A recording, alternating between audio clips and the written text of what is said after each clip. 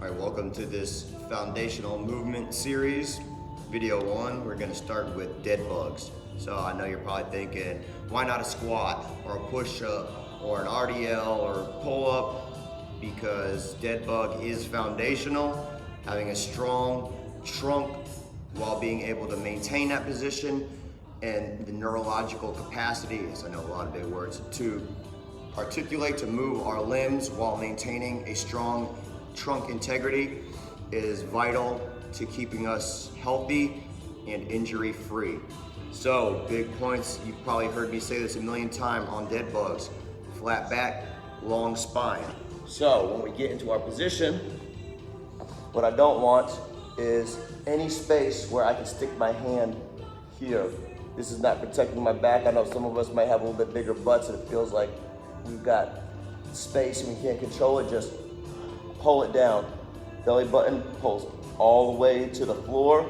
Ribs, I want to shorten my rib cage, almost like I'm getting punched in the stomach, but instead of just curling in and hunching my back, I should be able to pick my spine up, have a long spine from head to tail while still pulling my rib cage down. Straight legs, while a lot of people are used to seeing dead bugs done with a bent leg, this does not put enough emphasis or challenge on our trunk positioning.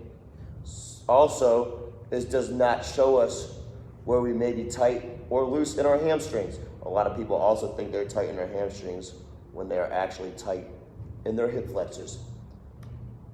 Aside from the point, start with our legs straight. We're pushing through our heels. I'm pulling my shoelaces towards my face to push through my heels. I want to be active in everything I do. I want to maintain trunk integrity and quality of movements in everything I do, especially when I'm tired. When we get tired, we tend to default to the movements that are easiest for our nervous system. Sometimes those are not the best movements. Sometimes those are the movements that cause us injury and pain. So we have to push through that fatigue and teach our nervous system to operate the way that we want. Pull everything down tight. No arch. I'm in my dead bug home position. I'm pushing my shoulder blades together and down into the floor. I'm pushing through my heels. I'm going to operate both arms and both legs at the same time. Nice and controlled all the way to my end range of motion. For me, I can get all the way down here and I do not have an arch.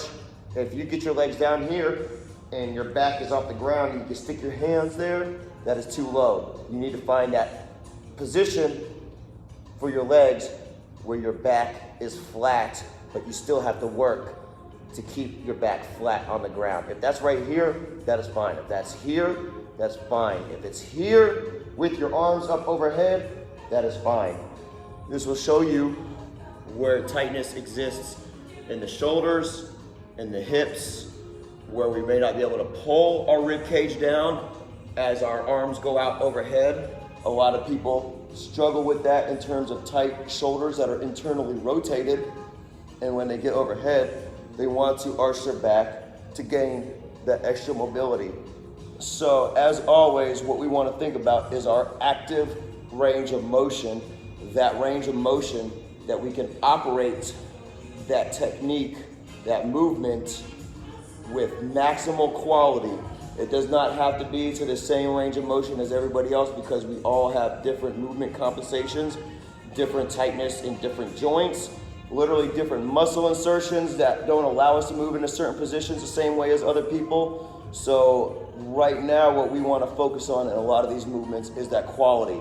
If I'm here and I can only get to here with my back flat on the ground, that's perfectly fine. What I want to do is lean into this position and hold it nice and tight, fight for that control, that quality, and as I get into it and develop that control, I will slowly try to increase that range of motion every time as the muscle opens up, as it opens up into what this is called the lowering, the negative, the eccentric, as it starts opening up and teaching the body it is okay to move into those positions because What we really need to do is teach the body that it is strong enough to move into an extra range of motion. Dead bugs here. It is a simple move that when done correctly is very difficult.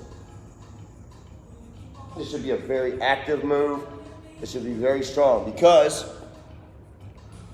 when we are working out, when we are squatting, when we are doing a push-up, what we are maintaining is our dead bug torso. You've heard me mention it many times.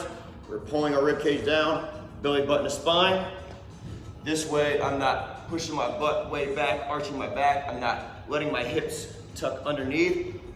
Neutral spine, push my butt back. As you see, I'm still dead bug torso from here to here. I'm connected, my hips are connected to my upper body. I'm not disconnected where my upper body's doing one thing and my hips are displaced.